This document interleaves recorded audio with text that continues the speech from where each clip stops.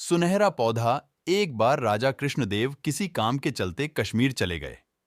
वहां उन्हें एक सुनहरे रंग का खिलने वाला फूल दिखा। वो फूल महाराज को इतना पसंद आया कि वो अपने राज्य विजयनगर लौटते समय उसका एक पौधा अपने साथ लेकर आ गए। महल पहुंचते ही उन्होंने माली को बुलाया। माली के आते ही महाराज ने उससे कहा, देखो, इस पौधे को हमारे बगीचे में ऐसी जगह लगाना कि मैं इसे अपने कमरे से रोज देख सकूं। इसमें सुनहरे रंग के फूल खिलेंगे जो मुझे काफी पसंद हैं। इस पौधे का काफी ख्याल रखना। अगर इसे कुछ भी हुआ तो तुम्हें प्राण दंड भी मिल सकता है।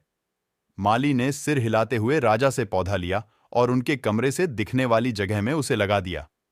दिन रात माली उस फूल का खूब ख्याल रखता था।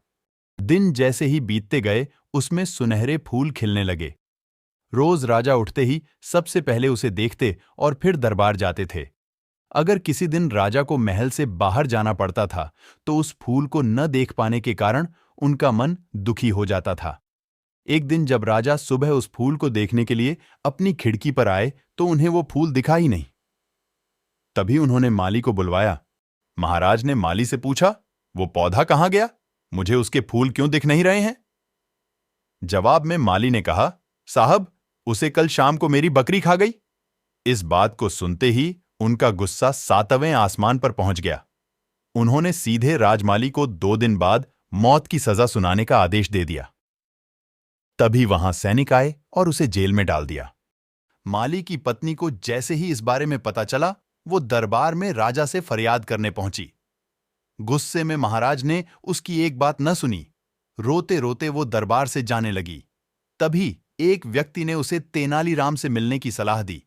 रोते हुए माली की पत्नी ने तेनालीराम को अपने पति को मिली मौत की सजा और उस सुनहरे फूल के बारे में बताया। उसकी सारी बात सुनकर तेनालीराम ने उसे समझा बुझाकर घर भेज दिया। अगले दिन गुस्से में माली की पत्नी उस सुनहरा फूल खाने वाली बकरी को चौराहे में ले जाकर डंडे से पीटने लगती है। ऐसा करते करते बकरी अधमरी हो गई। विजयनगर राज्य में पशुओं के साथ इस तरह का व्यवहार करना मना था।